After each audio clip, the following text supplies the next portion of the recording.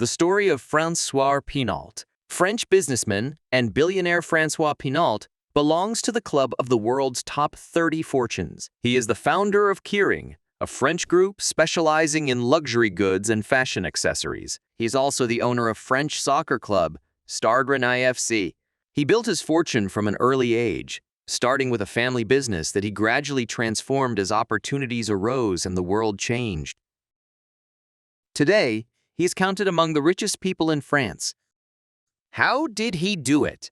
To find out, make yourself comfortable and discover the incredible story of François Pinault, starting with his personal life.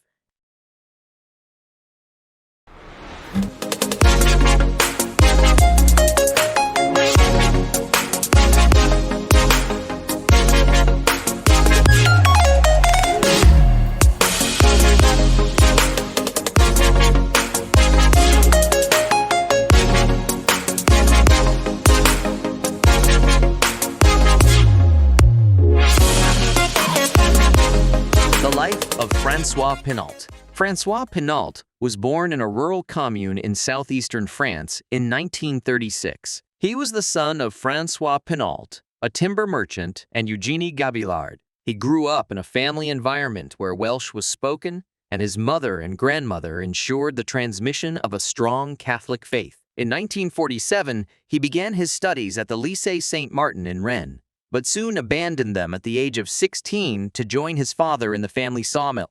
4 years later, he left the sawmill to do 30 months military service in Algeria, where he fought with French troops from 1956 to 1958.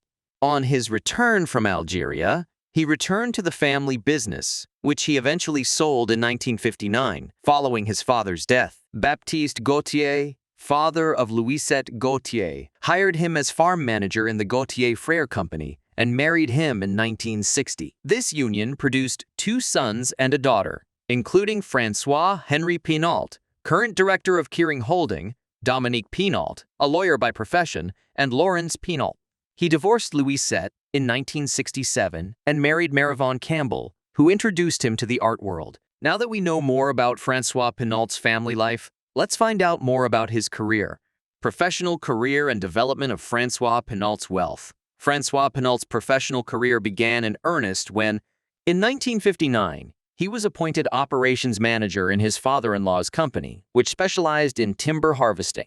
In 1962, with the help of Credit Lyonnais and the support of his father-in-law, François Pinault bought the company and renamed it Établissements Pinault. In 1973, believing that Établissements Pinault was not evolving as it should, and that François Pinault was slow to repay his debts, Credit Lyonnais pushed him to sell the company to the British holding company Venesta International for the derisory sum of 25 million francs.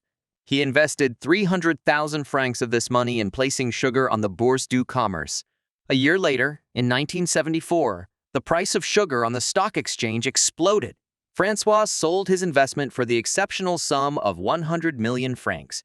This bargain enabled him to pocket a profit of 99,700,000 francs. With this money, Pinault bought back his company, Établissements Pinault, which was on the verge of bankruptcy at the hands of Venesta, for just 10 million francs. During the first oil crisis, François Pinault sensed that the wood sector was in danger of collapse and quickly ended his import contracts with foreign suppliers. In the late 1980s, Bernard Arnault, through a group of institutional investors, took Pinault SA public. Wood prices collapsed a few months later, and François Pinault took the opportunity to expand his business by buying out most of his bankrupt competitors. From 1989 onwards, he bought CFAO, a multinational specializing in real estate, healthcare, etc., Bernard Arnault's Conforama company, and the Printemps department stores, hence the new name of his company, Pinault Printemps. He also acquires La Redoute, an e-commerce company, which he merges with Pinault Printemps to create Pinault Printemps, Redoute, or PPR. He creates Artemis, the asset holding company for certain investments. And Credit Lyonnais acquires a 24.6% stake in Artemis, while François Pinault joins the Credit Lyonnais board of directors in 1994. He continues to make acquisitions, acquiring the junior bonds of the Californian life insurance company Executive Life, the National Executive Purchasing Federation, FNAC, and Le Point magazine. He also acquired a 16% stake in the Bouygues conglomerate. In 1999, François Pinault began to take an interest in the luxury goods sector. He and global luxury baron Bernard Arnault clashed in the legal arena over the luxury brands Gucci and Sanofi Beauty, which owns Yves Saint Laurent. In March of the same year, Pinault pulled off a major coup by acquiring 60% of Gucci and 100% of Sanofi Beauty on the same day. These acquisitions signaled his group's shift towards the luxury sector. Having acquired a taste for the luxury sector, Pinault then began to disengage and sell off the large-scale distribution of the wood sector. In 2013, François changed the company's name from Pinault Printemps Redoute to Kering and set about conquering the luxury goods business, multiplying the acquisitions of production houses to bring them together within Kering, which now boasts 4 major luxury brand houses, including Gucci, with overall sales of 9.9 billion euros and a net profit of 3.3 billion euros in 2023, Yves Saint Laurent, with sales of 3.2 billion euros and overall profits of around 1 billion euros. Bottega Veneta, with sales of 1.6 billion euros and profits of 312 million euros. Kering Eyewear, a unique luxury eyewear house founded as a startup in 2014, it had sales of 1.5 billion euros and profits of 276 million euros in 2023. Kering also owns other houses such as Balenciaga, Alexander McQueen Brioni, Boucheron, Pomellato, Dodo, and Keelan. To date, Kering production outlets are present all over the world, mainly in Asia Pacific, where François Pinault accounts for 36% of his conglomerate sales, North America for 29%, Western Europe for 22%, Japan for 6%, and the rest of the world for 7%. François Pinault's fortune has grown steadily thanks to the profits generated by sales from the various Kering houses. Added to this are revenues from the boursier market, from which François benefits from a share price of 421.15 euros. In 2013, François Pinault handed over the reins of Kering to his youngest son, François-Henri Pinault, who continues to successfully build on the family legacy despite some difficulties. Today, according to Forbes, François Pinault is the 3rd richest man in France and the 28th richest person in the world, with a fortune valued at $38.2 billion. He ranks among the world's top 10 collectors of contemporary art. Today, François Pinault devotes all his time and energy to his passion for contemporary art, which he has been particularly fond of since the late 1980s. He has built up the largest private collection of contemporary art in France and one of the most important in the world. In 1998, he made a major acquisition when he bought the British auction house Christie's for 1.2 billion euros. This made him one of the world's leading players in the art market. His determination to rival Bernard Arnault, the head of LVMH, is probably one of the reasons for the scale of his acquisitions of major contemporary artists.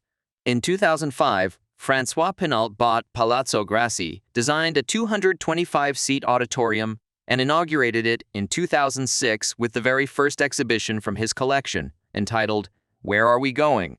In May 2007, after a hard-fought battle with the Guggenheim Institution, he obtained an agreement in principle for the purchase and renovation of the Venice Customs House, which became a 5,000 meters square extension to his collections presented at Palazzo Grassi since 2005, notably for monumental works. The museum reopened in May 2009. In 2013, he launched the renovation of the Teatrino, a small theater adjacent to Palazzo Grassi, which had fallen into total disrepair, and inaugurated the first artist's residence in Lens, which he named the Pinault Collection. This residence develops an international art lending activity and organizes exhibitions in Lille, Moscow, Dinard, Essen, and Rennes in the former Jacobins convent. In April 2016, Pinault formalized with Paris City Hall the project to transform the Paris Bourse de Commerce into a museum of contemporary art. The €120 million renovation of the building is financed by Pinault himself. 10 exhibitions a year are planned. Its opening was postponed several times due to successive measures taken to combat the COVID-19 pandemic. François Pinault's real estate holdings. Having examined François Pinault's artistic side, let's turn our attention to his real estate. François Pinault owns a large number of real estate assets, including the Hotel Choiseul-Presles, purchased in 1999 for €7 million, the Hotel de Montmorency Fosso, the Hotel de Clermont-Tonnerre, purchased for €52 million, two other hotels particularly in the capital, including a villa in Saint-Tropez and another in Dinard. What about his relationships with politicians? François Pinault's political connections. François Pinault is said to have forged good relations with political figures such as Jacques Chirac, whom he welcomed to a private mansion in Paris, where the former French president spent the last years of his life, accompanied by his wife Bernadette. He also had special relationships with Jean-Marie Le Pen, Dominique de Villepin, and Nicolas Sarkozy, for whom he is said to have pleaded with Jacques Chirac after Sarkozy joined Edouard Balladur in the 1995 presidential election. He has also maintained friendly relations with François Hollande since 2011. However, the man has often been the subject of a few tax scandals. François Pinault's tax disputes, like most of the world's businessmen, François Pinault has not escaped the vice of tax irregularities.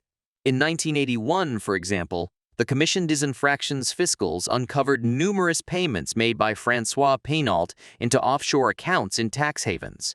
As compensation, Pinault paid 2.25 million francs.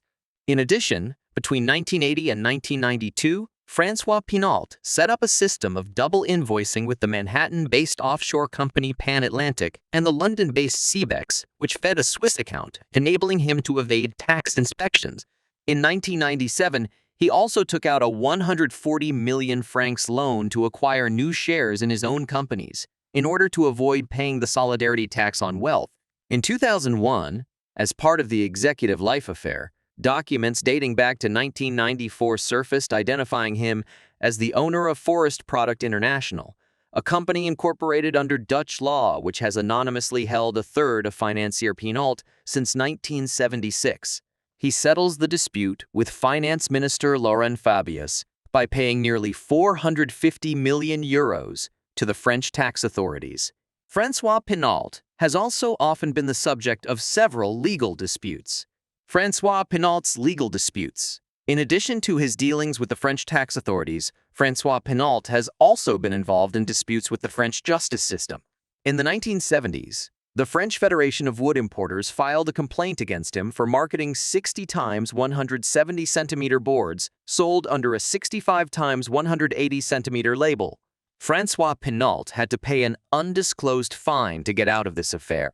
In 1988, Christian Martin lodged a complaint against François Pinault with the criminal court following the discovery of fictitious receivables and false inventories in the accounts of the Guermann-Prez company a few weeks after its purchase by Pinault SA.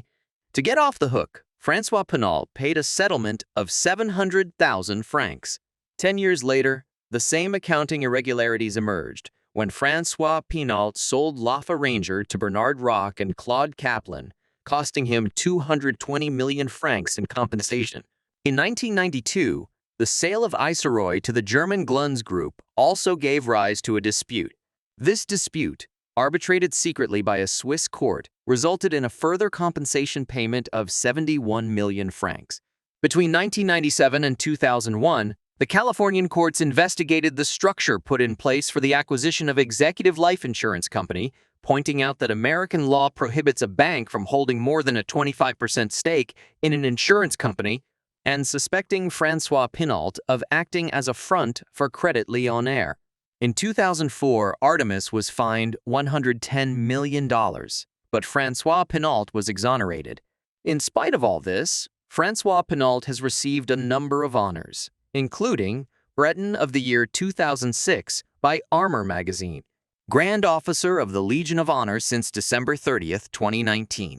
Through these distinctions, the French government has recognized the importance of François Pinault's achievements for French society.